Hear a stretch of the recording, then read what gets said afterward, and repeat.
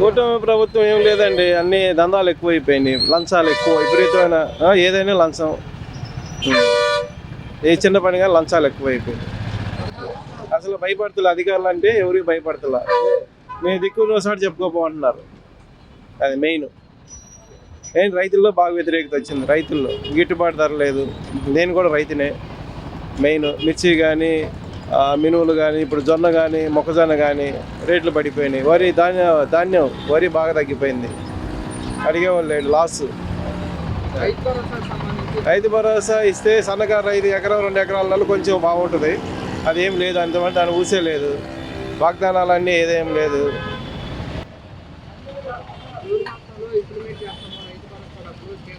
అది చేసినప్పుడు కదా, ఇంకా అది లేదు కదా. అది మెయిన్ ఏంటి, ఎకరం 2 ఎకరాల వాళ్ళకి రైతు 20,000 వేస్తే కొంచెం బాగుంటుంది. అదే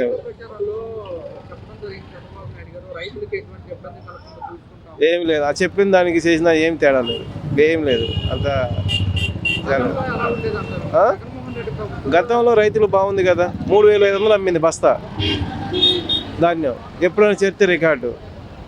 2,000 పైన ఉంది. మరి ఇప్పుడు చూస్తే 1,500, 1,200, 1,300 నడుస్తుంది. మరి పెట్టుబడి పెరిగింది.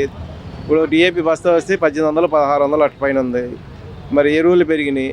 అప్పుడు ఎరువులు తక్కువ ఉండి ధర ఎక్కువ ఉండేది, రైతుకి మిగిలేదు కదా. ఎకరానికి ఏదైనా 10,000 మిగిలేదని చూస్తాం. ఇప్పుడు ఇంకా మిగలకపోగా లాస్లో ఉంటున్నాడు కదా, అప్పులు అయిపోతున్నాడు. ఇంకా ఏం ముందుకు వస్తాడు రైతు? అదేనండి, మిర్చి ఇప్పుడు 4 సంవత్సరాలు మేము మిర్చి చేస్తున్నాం. 4 సంవత్సరాలు మ్యాక్సిమం 20,000, 24,000, 18,000 అట్లా ఉంది. ఈరోజు వచ్చేసరికి 8,000, 9,000 ఉంది. మిర్చి ఎకరానికి ఎంత అయితే 1,50,000 అవుతుంది. కవులతో 50,000, 2 లక్షలు పెట్టుబడి అవుతుంది. 10 క్వింటాల నుంచి 15 క్వింటాలు, దాని తెగులు బాగా పండపోతే 20 క్వింటాలు పండింది అనుకో, ఎంత వస్తుందండి లెక్క అయ్యింది మీరు? సార్ నిన్న చూసుకుంటే కనుక వైఎస్ఆర్ కాంగ్రెస్ పార్టీ జెడ్పీటీసీ ఎంపీపీలో వైఎస్ఆర్ కాంగ్రెస్ పార్టీ గెలవడం జరిగింది. ఎలా చూస్తారు ఇది? స్థానిక బలాన్ని బట్టి ఉంటుందండి. అది స్థానికంగా ఎవరైతే బలంగా ఉంటారో వాళ్ళు గెలుపొందుతారు. అది సామాన్యమైన విషయం. అది 37 స్థానాలకు గాను 33 స్థానాలు కైవసం చేసుకోవడం జరిగింది. ఎప్పటి నుంచే వైసీపీకి గెలుపు ప్రారంభమైందంటే కూడా వైసీపీ వాళ్ళు అంటున్నారు, మీరేమో వైసీపీ గెలుపు అనేది ఏమంటే స్థానిక పరిస్థితులను బట్టి ఉంటుందండి. అక్కడ వైసీపీ అక్కడ బలంగా ఉందని అనుకుంటున్నాను. ఇది కేవలం ప్రారంభం మాత్రమేనండి, ముందుందండి అసలు విషయం. వ్యతిరేకత అని చెప్పలేమండి, ఇది వ్యతిరేకత అనుకోకూడదు. అది కొంతవరకు ఏంటంటే నేను ఇందాకే చెప్పాను, అది స్థానిక పరిస్థితులను బట్టి ఉంటుందండి. రాబోయే రోజుల్లో ఎలా ఉంటుందండి? కూటమి మీద విజయమైన అని అనుకుంటున్నాను. ఎందుకంటే బలం ఉన్నోడిదే రాజ్యం కదండి.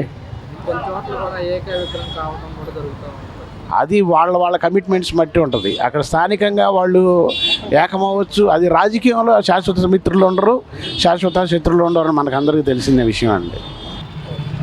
చూస్తుంటే కనుక జెడ్పీటీసీ ఎంపీపీలో వైసీపీ కొన్ని చోట్ల కైవసం చేస్తుంది, విజయం సాధించింది. అంటే అప్పుడు వాళ్ళ అధికారంలో ఉన్నప్పుడు వాటి మీద కాన్సన్ట్రేషన్ ఉండొచ్చు, తీసుకోవచ్చు. దానికి ఏముంది? ఇప్పుడు మొత్తం పోవాలని లేదు, మొత్తం రావాలని లేదు కదా. ఎప్పటి నుంచే మొదలైంది వైసీపీకి, ఇంకా ప్రారంభమైంది. ప్రజలు మొత్తం వైసీపీ తరఫునే ఉన్నారు. కూటమి ప్రభుత్వం మీద పూర్తిగా వ్యతిరేకత వచ్చిందని చెప్పేసి కూడా వైసీపీ అన్నారు. అదే నేను చెప్పేది. గత ప్రభుత్వం అది ఉంది కాబట్టి అప్పుడు వాళ్ళ దాని మీద ఎక్కువగా కాన్సన్ట్రేట్ చేసి ఉండొచ్చు. మనకు తెలియదు కదా, ఎవరి మీద ఎక్కువ అభిమానం ఉంటుందనేది ఎవరికి తెలుసు, మనం చెప్పలేం కదా. అందుకని అవి రావచ్చు. అన్నీ పోవాలని లేదు కదా, ప్రతిదీ పోవాలని ఉందా? లేదు కదా. 37 స్థానాల్లో కానీ 33 స్థానాలు కైవసం చేసుకుంటూ YSR Congress party lady YCP తరఫున చేయాలంటూ నాయకులు చెయ్యకూడదంటూ కూడా ఆమెను ఆఫ్ చేశారు. కానీ ఆమె కలపలేదు. దానికి అది కూడా కిందటిసారి ప్రభుత్వం చేసింది కదా. చేసినప్పుడు వాళ్ళు లబ్ధి పొంది ఉండొచ్చు. నేను అనేది అది, ఇందాక నుంచి చెప్పేది అదే. నేను అప్పుడు వాళ్ళకి దాని మీద అభిప్రాయం కూడా ఉండొచ్చు, తప్పలేదు. సార్ నిన్న జెడ్పీటీసీ ఎంపీపీలో వైసీపీ కొన్ని చోట్ల కైవసం చేసుకుంది. అప్పటి నుంచే విజయం ప్రారంభమైందంటూ కూడా వైసీపీ అంటున్నమాట పబ్లిక్గా మీరే నాకు గతంలో ఎలా ఉండేదంటారు? గతంలో అయితే బాగానే ఉండేది, పథకాల విషయంలో కానీ ఇప్పుడు బాగుంది. ఇప్పుడు బాగా. మరి ఇప్పుడు పథకాలు ఇవ్వడానికి కొంచెం లేట్ పడుతుంది. అది ముందు వాళ్ళకి తెలియాలిగా, వాళ్ళు చెప్పారు ఏవి పెడచేవని పెట్టారు, ప్రజలు కూడా మోసాన్నే నమ్మారు, అనుభవిస్తున్నారు అంతే. అంటే రాజకీయాలు చూస్తేనేమో ఖాళీగా ఉంది, ఆర్థికంగా పుంజుకుంటే పథకాలు ఇంప్లిమెంట్ చేస్తాం.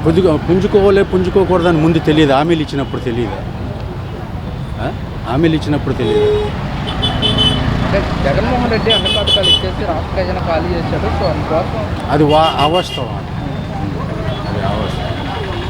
కావాలని. మన దౌర్భాగ్యం ఏంటంటే ఎడ్యుకేషన్ లోనేలు సీఎంలు, డిప్యూటీ సీఎంలు అయ్యారు. అది మన ఆంధ్రప్రదేశ్ దురదృష్టం అనుకుంటున్నాను అంతే. మే మాసంలో మే నెలలో తల్లికి వందనం ఇంప్లిమెంట్ చేస్తాము. ఏం చేయరండి వీళ్ళు, ఏం చేయరు. పంచుకోవడం అంతే. ఇప్పుడు రేట్లన్నీ పెరిగిపోయినాయి, సామాన్య మానవుడు బతకడానికి చాలా ఇబ్బందిగా ఉంది. ఇప్పుడు చూస్తే వాళ్ళు ఎంతసేపు వాళ్ళ మీద వీళ్ళ మీద కష్ట సాధింపు తప్పితే పరిపాలన మీద దృష్టి పెట్టట్లా, చాలా కష్టంగా ఉంది. అసలు ఎవరైనా చూసినా కానీ ఇప్పుడు ఎక్కడ సామాన్య మానవుడికి ఎవరు కదిలించినా కానీ ఈ ప్రభుత్వం మీద నమ్మకం లేదు. వాళ్ళు ఇచ్చిన హామీలన్నీ కూడా ఒక్కటి నెరవేర్చట్లా. రేషన్ కార్డులు తీసేస్తున్నారు, సామాన్య మానవుడు బతకడానికి లేదు. ఇవాళ కూరగాయలు చూస్తే మంట మండిపోతున్నాయి. పప్పు దినుసులు కానీ ఇంకొకటి కానీ అన్నీ పెరిగిపోయినాయి. సామాన్య మానవుడు అసలు కనీసం బతకడానికి కూడా వీలు లేకుండా పోయింది. అది నేను మామూలుగా మేము సామాన్య మానవులు మనం ఇవాళ కూరగాయలు కొస్తే మండిపోతున్నాయి. ఇవాళ పప్పు దినుసులు కానీ ఇంకొకటి కానీ ఈ మధ్య పామ్ ఆయిల్ కానీ విపరీతంగా పెరిగిపోయినాయి.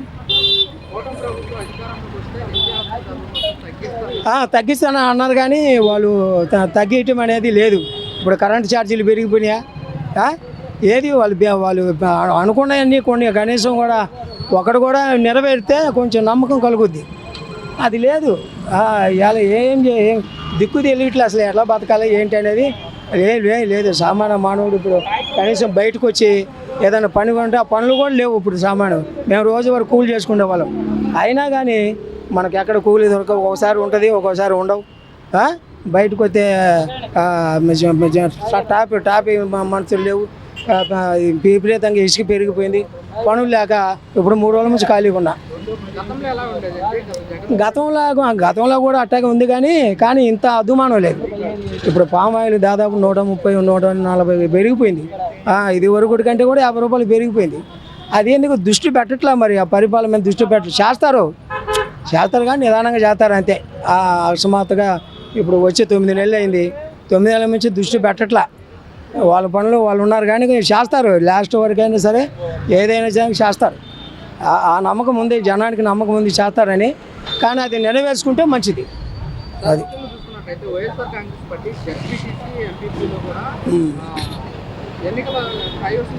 అదే సరే. ఇంకా అవి మామూలే, అధికార పార్టీ కానీ ఇంకోటి అవి పెద్ద ఇంపార్టెంట్ కాదు మనకి. ఆ జెడ్పీసీసీ మెంబర్షిప్లు అవి పెద్ద ఇంపార్టెంట్ కాదు. ముందు వారి పరిపాలన మీద దృష్టి పెట్టి సామాన్య మానవుడికి అందుబాటులో తీసుకురావాలి ధరలో, అది ఒకటి ఇంపార్టెంట్ అమ్మా.